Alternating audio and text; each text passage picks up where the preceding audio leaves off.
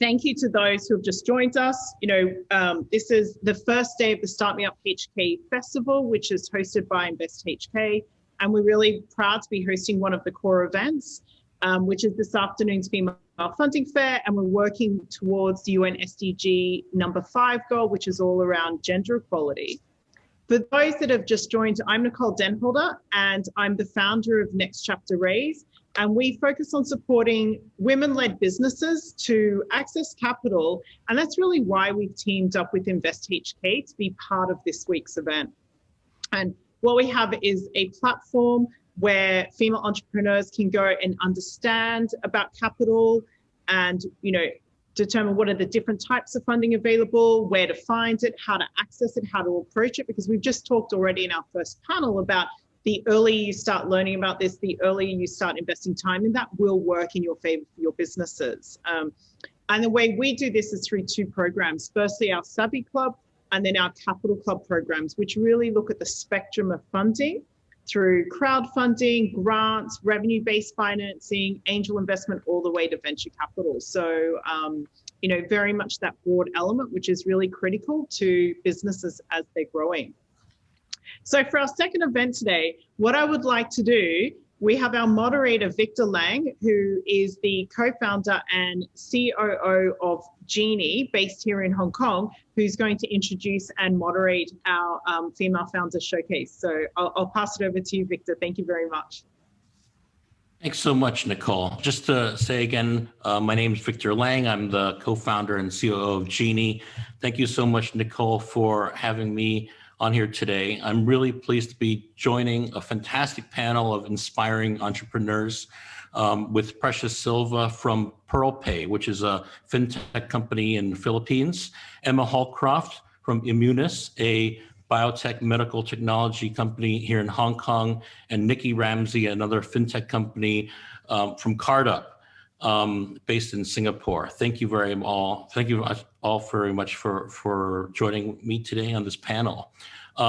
Today, I'm going to be asking about these different companies and what they offer to their customers, potential partners, and investors.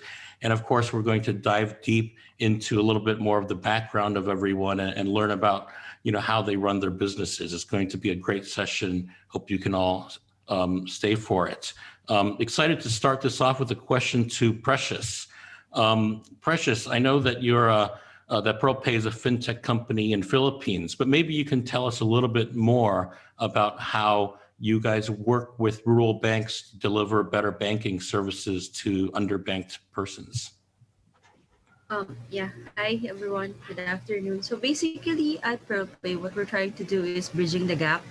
Like imagine finding, if I put it into a sports type analogy, you find a player who has all this potential, but they don't know how to train themselves, or they don't know how to discipline themselves and reach their maximum potential. That's what we're doing with rural banks, microfinance institutions, and cooperatives.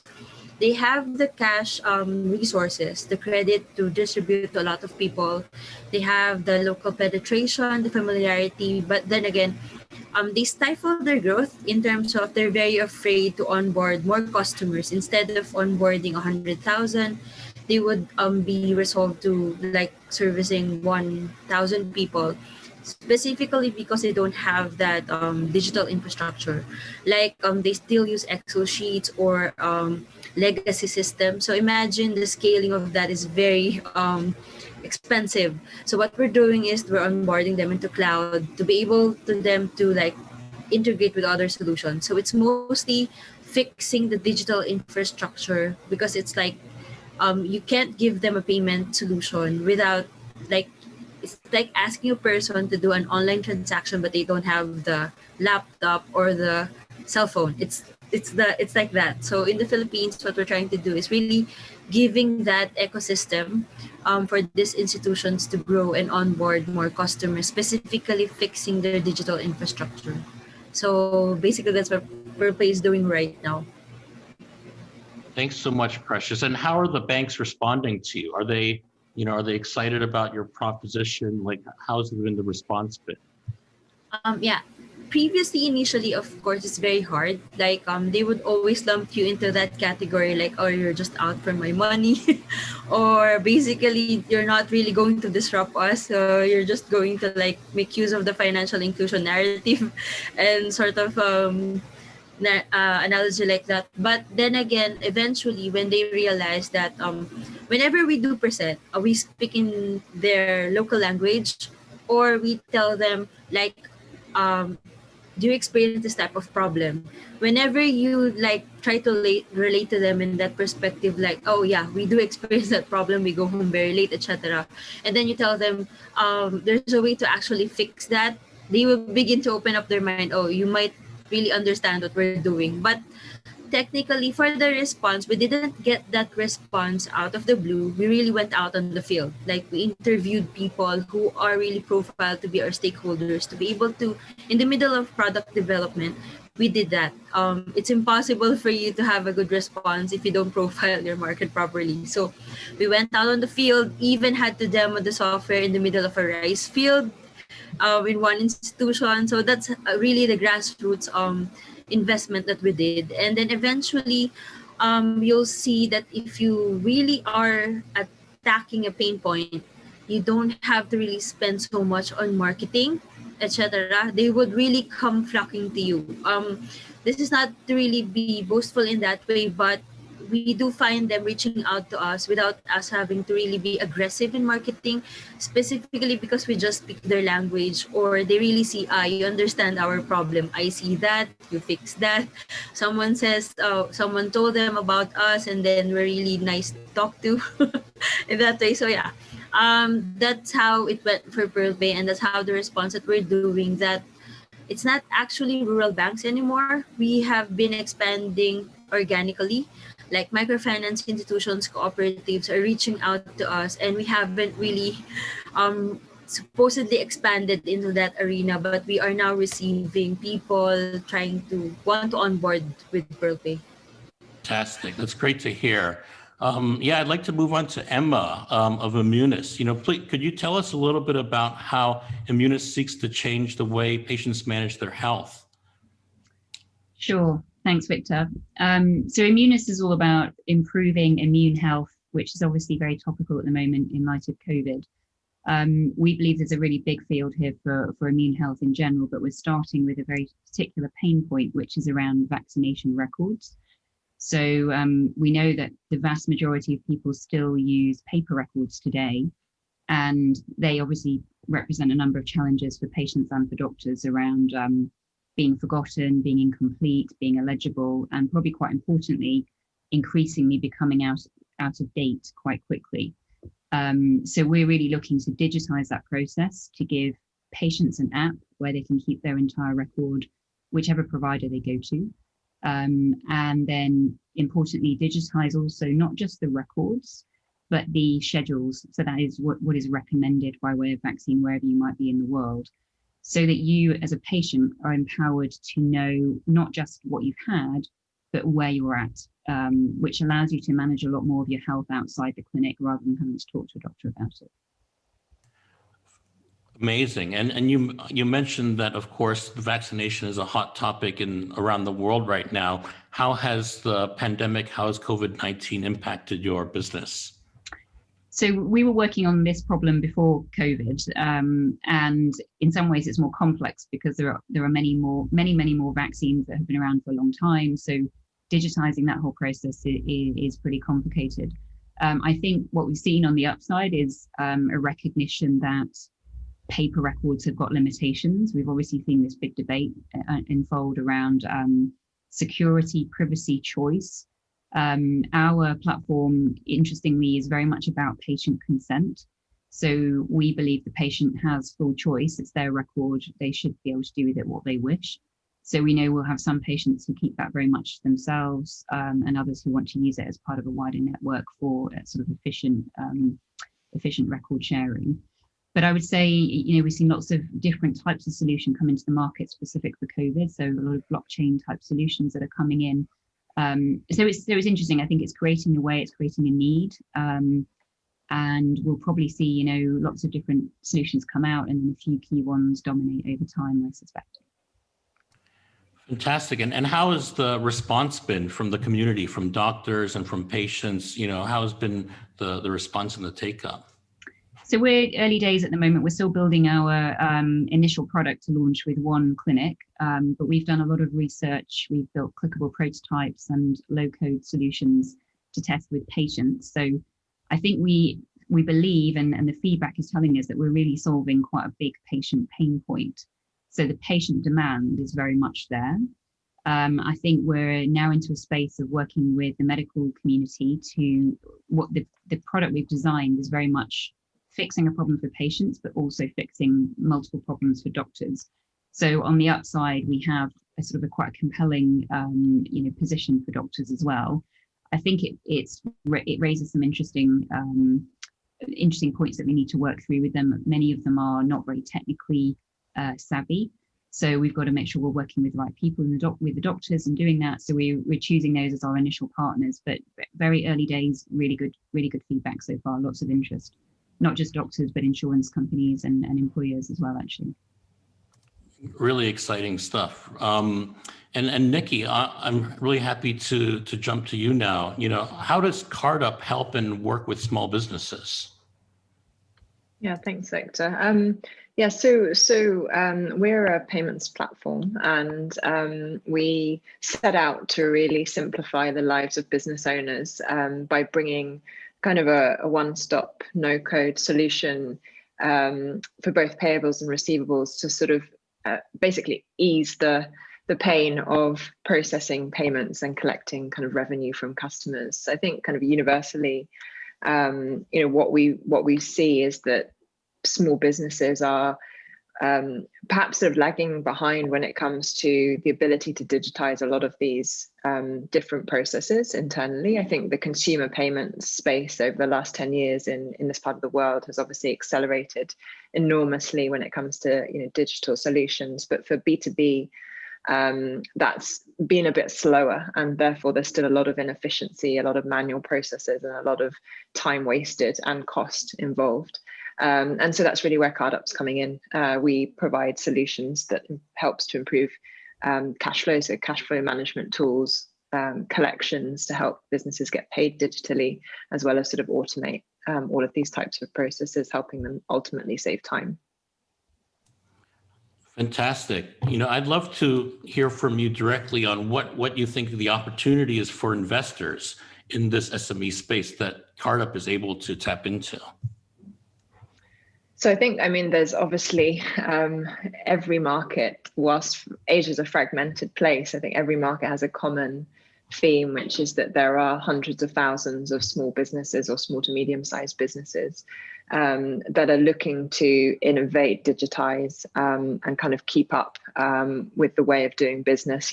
Probably 10, 15 years ago, things were simpler in that there was one sales channel, maybe one way to make payment, or we used cash, right, or check. Now, fast forward, most even a small businesses often operating sort of omni-channel, and there's just a total array of different payment methods and local payment modes, and the consumer really has a lot of requirements and needs when it comes to this, and the business needs to cater for all of those. So the complexity of doing business has really increased, and so I think that creates a huge opportunity to sort of solve all of these solutions. And from an investor perspective, not only the number of SMEs in this region, but I'd add to that also just the volume of payments that are being made, often still through quite traditional methods, including checks, which mounts to literally $1 trillion, even across markets like Malaysia, Singapore, Hong Kong, and Thailand alone. So obviously that represents an absolutely massive revenue opportunity for investors. Thank you very much. I have another similar question for you, Precious. For investors who you talk to, what is the value prop for them? What do you describe as the opportunity for investors in the space that you're in? Yeah, I keep on telling this that in the Philippines, especially, the market penetration is still around 30%. So imagine 108 million people, 30% are digitalized. So there is still a big part, a chunk of that market not yet really there.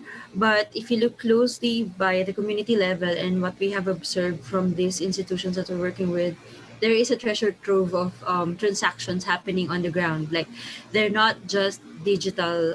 Imagine if you put that digitally, and then imagine right now with that market penetration, a lot of the players right now are experiencing exponential growth, right? For just a portion of the market, tapping into the other side, the blue ocean one, I think there could be unimaginable growth there. So that's where we're always talking about. There's also a reason why in these institutions are really operating for the last 5 decades, 6 decades. So there's really a market for there. It's just that it's happening offline. So, and also in terms of how Filipinos are across the globe, even on the remittance level, being able to connect that portion of different countries to the last mile here in the Philippines, there's still a very large opportunity, which if someone else will be able to tie it all up, you could imagine just the amount of growth and the amount of people that we could really digitalize. And even on the loans part, on the credits part, I think there's a domino effect of having to onboard a lot of a large portion of the market. So yeah. Yeah, it's a really exciting opportunity, and also in the healthcare space. Emma, I'd love to hear about how you would describe the opportunity for investors in your space, in the immunization and healthcare space. So I'd say in Hong Kong alone, the private healthcare market is worth 34 billion Hong Kong dollars a year. And there are very few, if any, truly interoperable healthcare platforms at the moment. And vaccination is obviously pretty ubiquitous in that most people globally have at least one in their lifetime. So we see this as being quite a significant patient value add, and very much, certainly talking about Hong Kong alone, if you can win the hearts and minds of patients, you win the hearts and minds of private doctors, and increasingly that way, because it's becoming increasingly a patient-centric market at the moment with everything that's been going on around COVID, competition in mainland China, etc. So we feel that this can become, in its own right, a very powerful engagement tool for private healthcare in Hong Kong. We'd like to prove it in the private market first, but then there's the opportunity to partner with governments at a later stage. And then I think once we've sort of championed that piece, there's many ways in which a solution like this could go. So we've got everything coming down the track from direct to consumer vaccines that are being developed at the moment, through to animal vaccination. There are many, many ways in which a solution like this has a next stage of life once we've worked through the private market here. Yeah, it's a very amazing opportunity, and I can see how attractive it could be for investors. But I'd love to ask for you, at what point did you decide that this is like go time for you, that you wanted to commit to this, to build a business around this? How did that come about? So it started very much with me as the customer, if you like, experiencing the pain point. So I have 3 children, and I have vaccine records in hideous documents like this, which are pretty difficult to interpret. And on a number of occasions, I find myself panicked and ultimately having exposed my kids because I couldn't keep on top of the records. And I recognize I have a background in consulting, but particularly change management, so sort of looking at workforce effectiveness. And I looked at this problem from the doctor's perspective, and I thought, okay, these people are spending 7 hours looking to try and work out what's needed here. And so if everybody around the world is having a problem like this because of the issue of paper records, that is an awful lot of over admin and risk being put into communities. And so it felt like, initially a very clear problem to go and solve. But I think once you start to look at, okay, what does it take to actually get that right? I realized it had to be more than just records.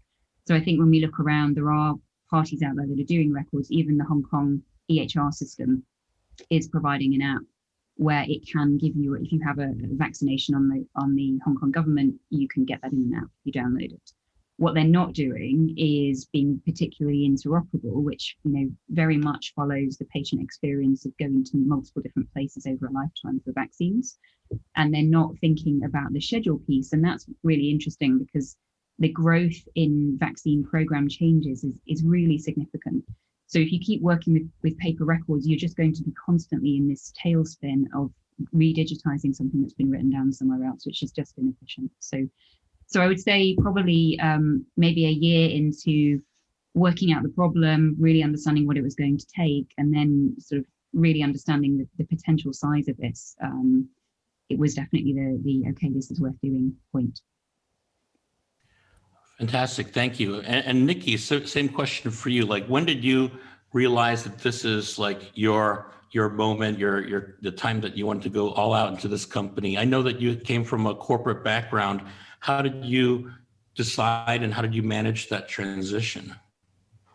So I think for me, I was in the payment space already, so it was probably a little bit different from Emma in that it was more of a understanding of the industry and perhaps spotting an opportunity that just was completely untapped, which was all at the time around. I was at American Express previously, and so I could see there were real gaps in terms of the way that individuals and businesses could actually use card as a form of payment. So, for example, there are limitations in where you can use your card. For example, you can't pay rent to a landlord on a card, and you can't pay your corporate tax bill on a card. But at the same time, SMEs that have these cards are often sitting on huge lines of available credit, and these same businesses are needing, working capital.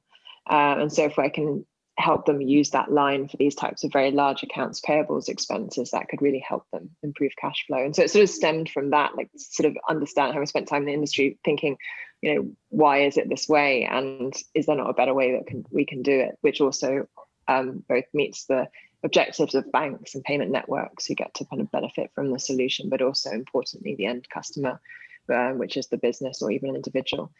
So I think that's how it really kind of the idea came to me from having known the industry, and because of my knowledge of the industry probably also gave me the conviction that this was something that I wanted to really kind of jump into full time and build. Interesting, that's great. And when it comes to building your business, most startups, we have to raise money in order to do so. At what point in your company did you decide that was a necessity, and what was the best way that you went about it? Like, what was the most successful, method that you found to raise money for your business?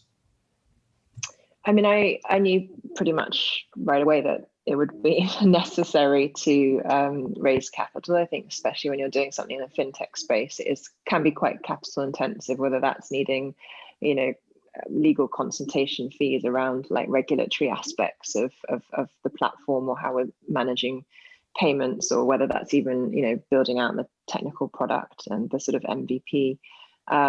So right from the start, I knew that financing would be important and sort of key to growth. So I went through the route of actually both sort of some putting in some funding myself as the founder, but also doing a kind of like angel round or friends and family round just for that very sort of initial capital. And then once we had the product live, which was probably only sort of 6 to 8 months later, going out and sort of doing an institutional round and bringing on venture capital firms once we already had some initial traction. Interesting. Thank you very much for that. I found a similar experience having the angels and then the VCs coming in afterwards. I'd like to ask you, like, in your opinion, which is easier? Asking your friends and family for money and doing that, or asking for professional investors? What has been easier? Of course, asking, but also in practice. I mean, in my situation, definitely the very early stage funding was more straightforward, and obviously when it's people that it depends who you're taking money from, but in my case it was people I already had an existing relationship with. In fact, for example, one of the early angel investors was actually someone I used to work for many years in my previous company. So you already have a level of sort of trust and a working relationship, and obviously they're very much sort of backing you as an individual, so they can be a bit more flexible when it comes to terms and things. So I personally, that was very straightforward and sort of administratively more simple as well. Thank you. And Precious, I'm going to ask you the same question. When did you know that you wanted to leave your career? I know that you were in marketing before to pursue this business, in the banking space. When was that moment for you? I think mostly for my case, it's like going back to my roots. I took up development communication when I was in college, and then eventually that discipline is really centered around using communication and scientific developments, and then laymanizing that, and then translating it so that marginalized sector, farmers, etc., will be able to benefit from it. So for me, it's like really just going back to what I was passionate about when I was in college, when I was young, and then having this opportunity. Previously, it was my friend who started this, and then he asked me for help, and then the more you get to know the market, and then the more you get exposed, and then you see, okay, this is something that I could really do, having that social impact that I was really looking forward to. And throughout the years, you would also see that regardless of the industry you're in, there's a glaring problem in the Philippines. And just so happens I had the chance and the opportunity to really address that problem, and I could do something about it. So I jumped on it, and it has become my passion project from that time on. So it's really basically going back to what I was trained for very early on, really mobilizing communication and scientific innovation for social change. That's actually the basic description of my course. So I think my professor will be very proud of me today. And that's fantastic. I mean, social change is a big catalyst for, also economic opportunities. And when you guys were starting your business, did you guys have to raise money from the beginning, or, at what point did Pearl Up, realize that, there's an opportunity to, that you needed to raise money to keep this thing going? I would agree with Vicky on this. Like, if you're in the fintech space, it's very capital intensive. You're in the software space, it's very capital intensive. And I think basically, if you really look at what you want to do, and then you really map out the business model of it, you'll understand precisely from the beginning itself that you need the capital. So from the early point on, we already understand there's a very much need for funding.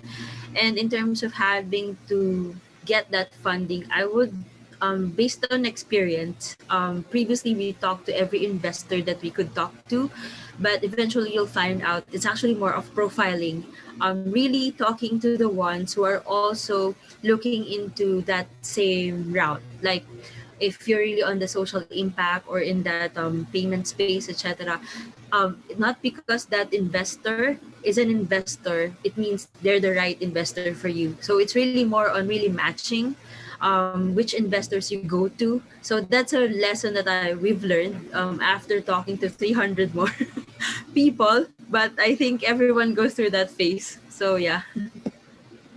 Yeah, it's all about finding the right match and the right partner. But also, on the topic of partners, I know that, Pearl Pay, you're looking for partners all around the world, and even in Hong Kong, where there's a lot of, foreign workers here. I'd love to ask you, what are the kinds of partners you're looking for, and what are the best matches that you could see for your business? Yeah. Basically for Pearl Pay, we're really looking to like transform a country, right? So it's not a one company type of endeavor. It's really going to be a partnership, a collaboration. And the partners we're looking for is also providing that same value, not same value, but additional value that we could look in, that our stakeholders could possibly tap into. Let's look at the profile of what we're onboarding right now. These are people who haven't really been in the digital economy, haven't really been maximizing the potential of what it means to be online, doing their transactions, reaching out to people online. So we are looking for people who could, not people, but institutions who could provide additional value. And in terms of what we could offer, it's actually that connection to this market. Otherwise, a lot of people will find it very hard to reach to. I would always get this question: how are you connected thing to these people who haven't really been digitalized or are very resilient, etc., I would always just tell them it takes a lot of effort. You have to really go to the ground, but that's what we offer. Like there's no playbook for it. If you look at any marketing course, marketing guru, etc., no one could tell you how to target the market we're doing right now. It's actually we're writing the playbook for it. So that's the value that we're offering, connecting you to 70 plus, possibly in the future, million people. I think that would be a great opportunity for partners who are going to connect to WorldPay. Yeah, fantastic. Yeah, I mean, in startups and in business, there's rarely a playbook that is interchangeable. And I know, Emma, for you, you're in the early stage of your company, but, you seem to have a lot of accomplishments and a lot of challenges as well. I'd love to hear a little bit about that. In the founding of your business, what have been the biggest challenges and the biggest accomplishments that you've had? So I'll start with the challenges. So I would say there's probably a number. So I think the fact that vaccination is, obviously it's very topical, but it has in recent years been under sort of quite negative pressure in terms of consumer confidence about it. And we're probably in a space where a lot of the world takes them for granted and they're a little bit out of sight, out of mind. And certainly in the healthcare space, diabetes, cancer, there's many different health initiatives, mental health, that are very much up there. So I think finding the space for it has been part of that challenge. Just tying it into an immune health space and thinking about the basics of health, it helps with that approach. I would say also that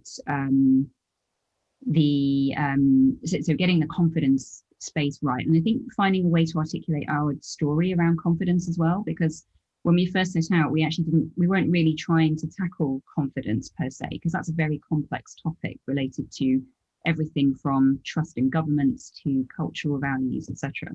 But I think one of the things we found through talking to our patients when we've been interviewing them is that the very fact that the process is so cumbersome, that it does actually contribute to distrust of vaccines. So if you don't know what you're meant to be having, and if your doctor can't talk coherently with you about what you should be having, and if they look a little doubtful, that's not going to help, because doctors are the most trusted party in this whole space. So I think we found ways to sort of angle some of these things as we've found out more about what people think and believe in it. I think the other side of this is, I guess when we think about the full picture of the use case here, if you think historically, even before COVID, places like schools, certain workforces needed to verify a patient's vaccine records, and we've just accepted that will be done by paper in quite an inefficient way. And probably one of the other factors that's helping us here is that data is being shared and stored.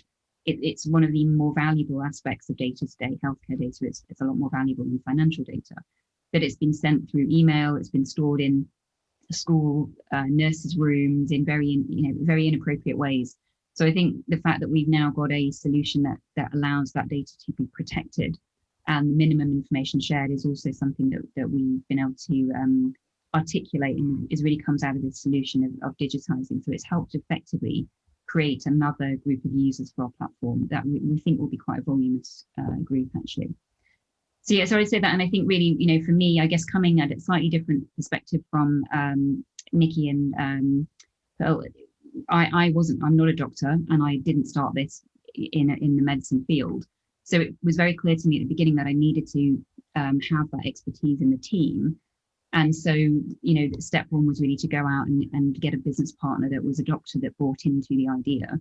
And I think in doing that, that was an absolutely critical part of our journey. So getting to that, tying that into a bigger picture, getting into a network and getting credibility behind this was very important.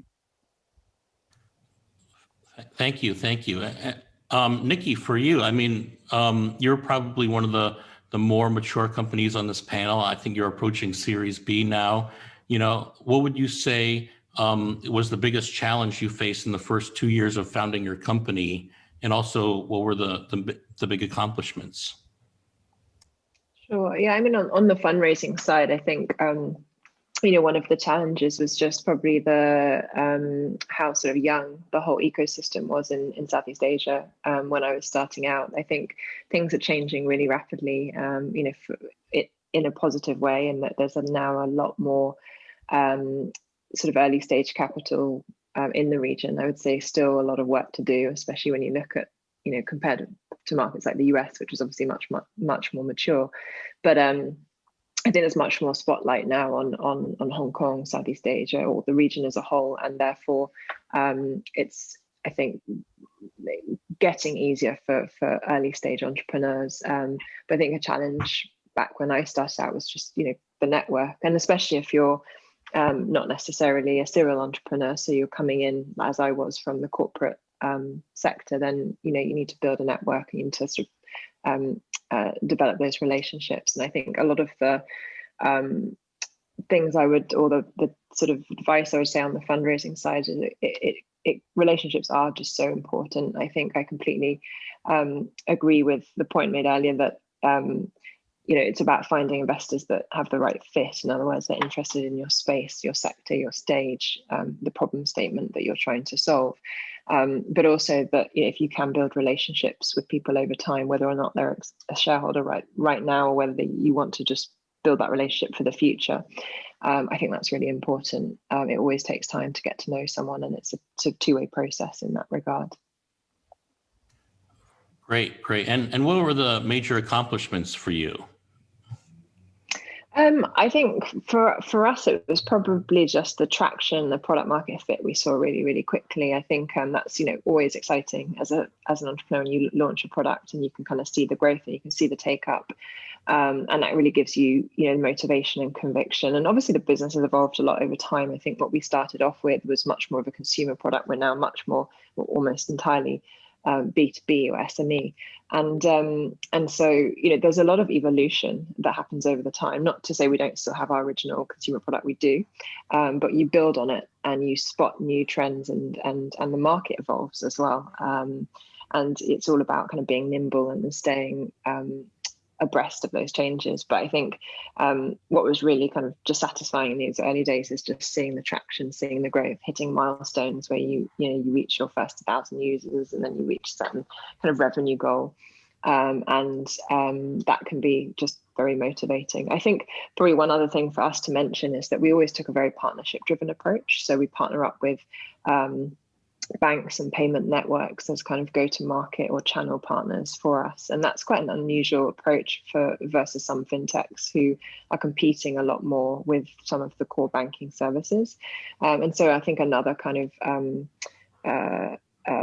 thing that we valued, or success, I would say, in these early days was when we were able to sign, another banking partnership or another sort of bigger corporates to work with us. Felt like kind of validation of the space and the opportunity that we're going after.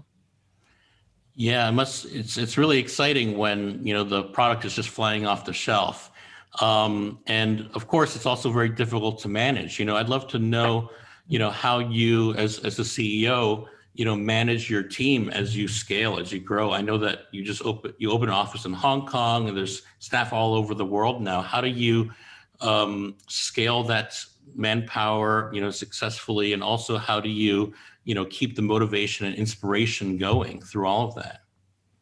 Yeah.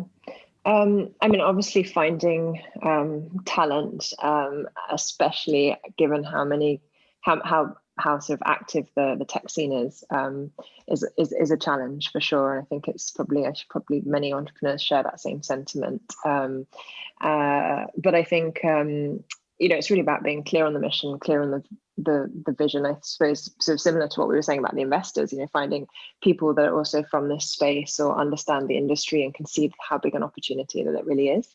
And we've been fortunate to kind of been able to find those people and have a really great team, many of whom have been with us as the business has evolved over time. Got it. Thank you so much. Precious, I'm going to throw you the same question. What was the biggest challenge that you faced when you first founded your business, and what was the biggest accomplishments?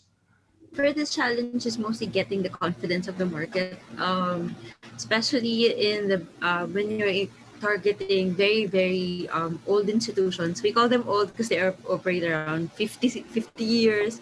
So the age bracket on that is like you would come across chairmans, board of directors who are really not within your same age bracket. They would look at you very, oh, you're so young, how can you help us, etc. And then another part is you get lumped into that perspective that they've been burned by a lot of providers before. They've had really bad experience in terms of transformation. So it's mostly just being able to connect to them on the level to say that, okay, we're different. We're not going to do the same thing. So that's a challenge initially. Especially you can't really reach out to them in the same way, like we just wanted to talk to you, we might have a business for you, etc. So it really didn't go in that way, but we found a way to connect to them.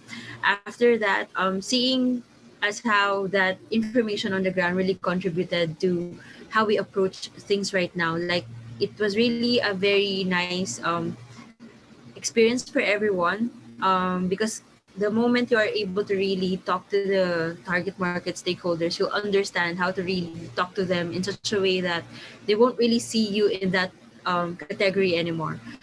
In terms of accomplishments, I would say that COVID is a pretty challenging period, right? Like a lot of businesses either fold or experience really downtime or really reduced business.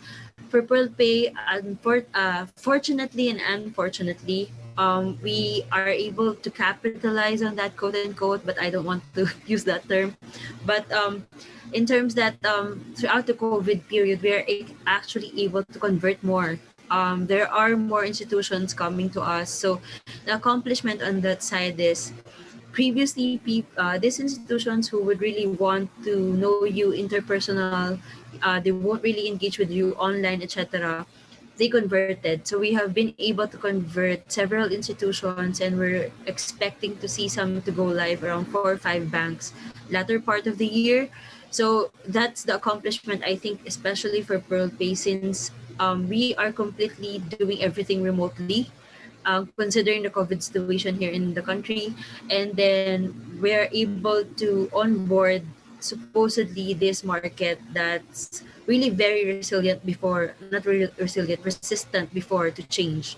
So that's I think the big one of the biggest accomplishments. And like your early question earlier, everyone keeps on asking, how are you able to talk to these people? How are you able to connect to them? I can't really say the definite recipe for it, but going on the ground made the difference. And one of the biggest accomplishments right now that we have is we are converting otherwise a market that a lot of players before have a hard time talking to. So yeah. Yeah, and as you mentioned, it's this. You guys have been doing really well, but without doubt, there's a lot of challenges, especially to all this remote work and your team being completely distributed. Like, I wonder how you maintain the team's motivation and inspiration through all of this. I think the difference with there are a lot of different startup categories, right? But for us, we're always lumped into that. We have the social impact side. So essentially, the personnel that we have right now, the team, they are motivated enough, even pre-pandemic and throughout the pandemic. It has been more emphasized that we're doing something that could change a lot of people's lives, especially in the Philippines, since it's a very glaring fact. Everyone went to their hometowns, etc. And then they would see, oh, I can't withdraw, I can't transact. There are a lot of barriers, very, very emphasized by COVID. So that's one. And another is, if you're living in an emerging market in a third world country and you've been experiencing that problem over and over again since you're a child, you hear it from your parents, you hear it from your neighbors, etc. If you get the chance to do something, it will ignite something in you. So I've been seeing that with the interns that keeps on flocking to us, the people who have been working with us, that there's a point in time that you have to force them to go on leave. So it's a different problem with us. We have to force people to go on leave to stop working. And another thing is there's no recipe for motivating your team per se, but I would suggest, even for budding entrepreneurs, like you really have to know who you're working with.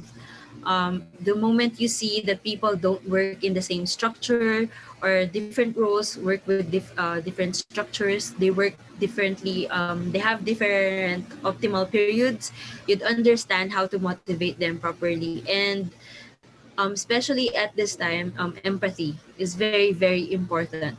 You really have to be able to have that empathic side to understand how to deal with them, because a lot of people deal with things differently, right? So unless you know the profile, you get to know them, you connect to them on that level, that's the only time you understand how to motivate them. So for us, it's the company itself, vision itself, that is really the general motivating factor. Another one would be providing a safe space. So everyone could feel somewhat off in their days, or they could really raise concerns with you, etc. We have built that culture wherein people could really talk honestly. We encourage honest conflict, etc. So yeah, that has been doing wonders for us, to the point that, like what I said earlier, we have to force people to take on leave instead of us having to always deal with absenteeism. So yeah, I force my people to go on leave right now, given they have the right motivations and you have connected with them properly. Yeah, that's very good insight. Actually, we're about to, ask people to go on a whole company-wide holiday as well, as we push towards the second half of the year. But everyone's racked up so many vacation days. It's a strange problem this year. But I'd like to go a little bit deeper down. Emma, could you tell me a little bit? Could you tell me about an emotionally defining experience that you had before the age of 10 that influenced who you are today?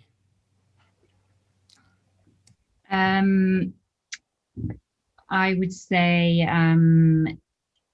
probably maybe looking at my family situation as I was growing up. It was kind of relatively traditional in my mum didn't work, my dad did work. There was sort of quite traditionally defined roles.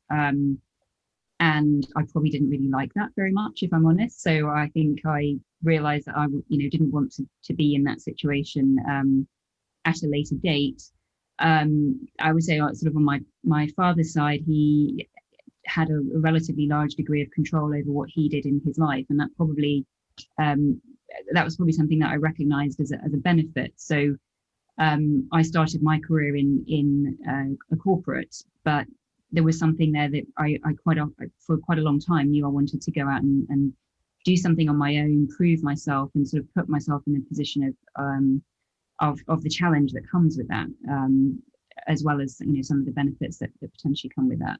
So I think probably both of those things. And then I think you get to a point where I'm sure everybody can talk to this themselves, but going through the kind of the mill of what we all have to do, it's so much easier if there is a bigger purpose in what you're doing. And for me, I know that I can work exceptionally hard if there is something there that's driving me, and it's a complete game changer compared to just going through the process. So I think for me that is a really big difference. And probably coming back to your previous question about how do you motivate people who need to come and work with you, particularly in the early days, that obviously makes a really big difference. If you can be a nice person to work for and with, and there's a really big purpose to that, those are two very big parts of the motivation challenge that are kind of tackled in a way that you don't have with a big corporate. So I would say those are probably that bubbling away in the background for me. Yeah, thank you so much for sharing. Also on your background, I know you have other startup experience and you have background in consulting.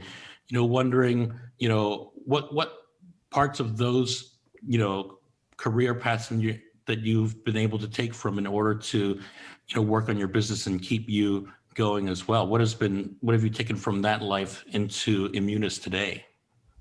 So I think my early days in consulting have been particularly valuable for this because number one, I was in the technology space, and that obviously is very relevant to what I'm doing now.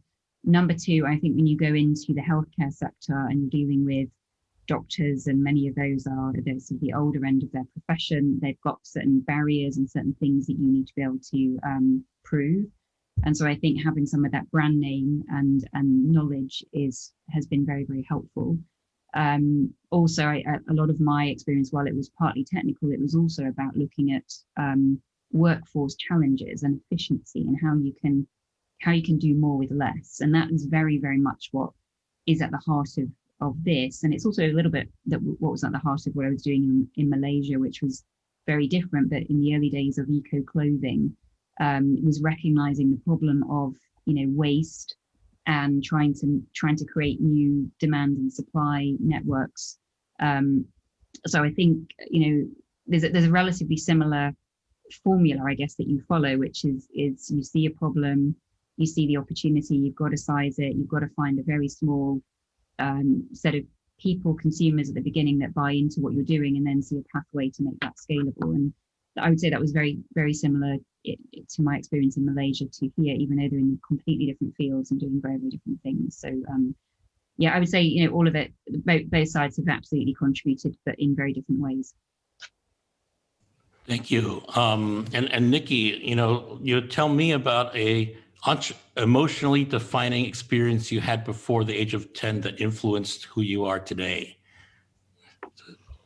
Actually, interestingly, I think what came to mind is probably the exact opposite of what Emma had just said, because in my household, my mother was always very career focused, but also I think my parents, I feel that I grew up without really recognizing any sort of gender stereotypes, I suppose.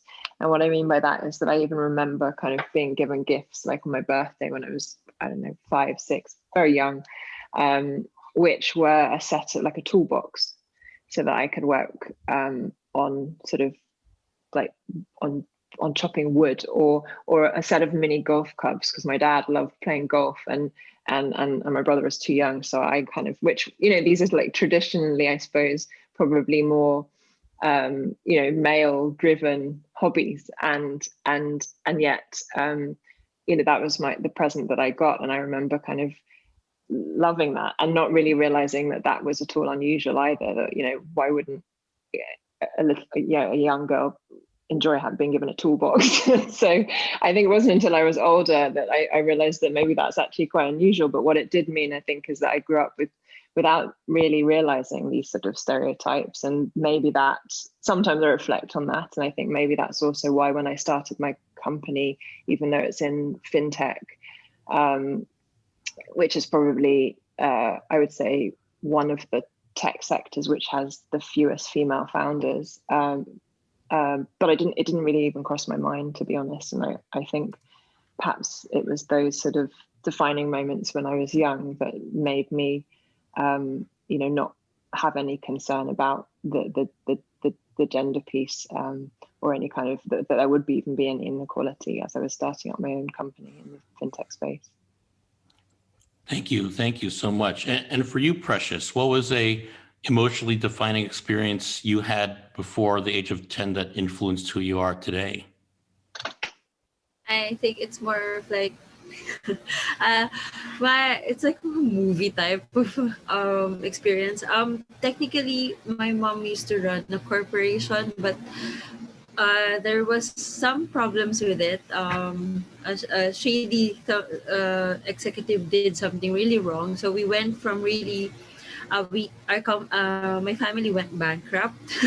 So imagine having to go through a private international school, and then I have to go to public school, etc. So it was really, I could say, very, very life-changing, 360-degree turn. So that gave me a perspective on how to live on the other side, and really was very woken up with how it is to not have anything, or at least very, very limited amount of resources. So that's very defining for me. I had to learn how to hustle at a very young age. So when I turned 12, I was doing tutorials. I would tutor kids so I could help my mom earn a little from here and there. But eventually, I saw how my mom well, she did manage a corporation before. So after crying a little bit, she went on ahead and fought on again. And like after a few years, we were able to get back up. But it's a very defining moment for me, since you had all, imagine having a personal driver, maids, etc., and then eventually having to commute by yourself, not having really very very little, as opposed to like if you have before 10,000 pesos, I only have 100 pesos, something like that. So it's very defining, but I wouldn't have it any other way, because I was able to really see very the realities I have to deal with, and I think I'm able to do what I do now because I learned how to be on the other side of the fence. So that's, I think, a defining moment for me. Thank you so much for sharing. And I just wanted to follow up with another question. This is more about entrepreneurship in general. For you as a female founder, in your opinion, what challenges do women have in entrepreneurship, in particular in the technology space? For the tech, I would always find myself, I've been in tech for a few years now, even before I became an entrepreneur, but you'll always find yourself the lone woman in a meeting. I have always experienced it for many, many years. It's always just me, and sometimes it's going to be it's like a very happy joke when there's another woman in the room. It's like, oh my God. It's like very one of those rare times previously. And then I think the challenge for that, well, for my case, it's not more of a challenge because I was brought up as a very strong person. My mom has a very strong personality, so I didn't have a problem with that. But I do see it in a lot of people wherein if you're outnumbered, most likely your confidence level is not going to be there. A lot of times, you won't you will hesitate to say something against a tide of, if you're the only woman in the room and everyone is saying the same thing and you're going to say something different, it's going to be a very challenging experience for you if you're not up to challenge a lot of people. So yeah, but in my case, I'm very fortunate also, especially in the Philippines, because it's not really, we're very into women empowerment. So even my co-founders, I didn't have to deal with what usually people would say, ego, etc. It's not, I'm very fortunate in that perspective. But for tech, I always see it, especially previously before in a sea of developers, you have to single out that one female developer and ask her, do you have anything to say? You have to seek them out instead of them having to really voice out anything or being comfortable with that, or they have to be satisfied with not saying anything just because they have this idea they're outnumbered. But I think it's changing right now. But for tech, that's usually what I see. You're always outnumbered as a woman, but right now it's very nice to see a lot more people, a lot more female being in that space. Thank you. And Emma, same question. What particular challenges do women have in entrepreneurship, in particular in technology? I personally, I probably haven't observed as much of the technology necessarily being the challenge. I do think it's probably more male represented when you're in meetings. I think probably what has stuck for myself and my business partner is more around the recognizing who the pain point is that you're solving for, and marrying some of that back when you're talking to investors as well, because the pain point with our target market, our persona is very much a woman generally, because they tend to take care of the health of the family. And I think one thing I noticed in the very early days, not really so much related to technology, but thinking about this problem and starting to pitch the idea with people of influence, was that those people of influence were often men. So they're either investors or they are in corporations where you're testing the water. And I still remember to this day, before COVID, a very influential man in the consulting space that would be able to really open doors for me with this, turned around and said, I don't even get the problem. I just don't get it. And then a year later, I bumped into him and he said, wow, I really get the problem now, because COVID has shone a light on it. But I think, and it wasn't just a COVID problem, but I think, that can, in the early days, probably put you off. And for me, it took me a little while to realize that I was talking to people for whom this wasn't a problem, or they weren't familiar enough. So I had to either adapt who I was talking to, or think about ways to get them to, go home and talk to somebody in their family or their network for whom that might be a problem. So probably less of I don't see it necessarily about technology, but I think it's an important one to think about who are you solving for, and then marry that into all the conversations that you have. Thank you. And Nikki, last question for you, also what challenges do women have in entrepreneurship? And actually we had a question, someone had posted on here, what advice or tips would you give to other female founders on overcoming the challenge, imposter / never enough syndrome, especially in a room full of men, especially during fundraising? Yeah. I mean, you can read the question yourself, but I'd love to hear what you think are the challenges. Yeah, I think, it's, putting aside the sort of, I suppose, confidence side aspect of just, making sure that that's a situation that you're comfortable operating in, because, the reality is at the moment, certainly, whilst there's huge progress being made, of course, there are, particularly in the VC space and on the fundraising side, it is still more male dominated. But I think at the end of the day, if you're articulating the pain points, if you've got, a growth story to back it up, if you have the right team, if you're selling a vision, ultimately, business is a business, and investors will invest in, I think, good teams and good products and good businesses. So I think it's just really making sure that that's coming across clearly, you're articulating it, and also probably finding the right mentors and support network that can help give you feedback until you really refine things and get it to a state where you feel that confidence and can kind of step up in a room in that situation and do the pitch and feel like, that you're really able to sort of sell the company and what you're doing. Fantastic. Thank you. And, I'm just cognizant of the time, and we're just about to the end of our session. So, thank you everyone for participating. And if anyone has any follow-up questions, I'm sure the panelists would love to, match up with you directly and respond as well. So I'm going to sign off now and hand it over back to Nicole. Thank you very much. Thank you so much, Victor, and Emma, Nikki, and Precious for an amazing session. Really insightful. I think I've seen quite a few messages already saying that was just, a lot of depth and detail that you've all shared today. So I want to thank you very much for just taking the time to come on. And I can see the messages coming up already saying fantastic panel. So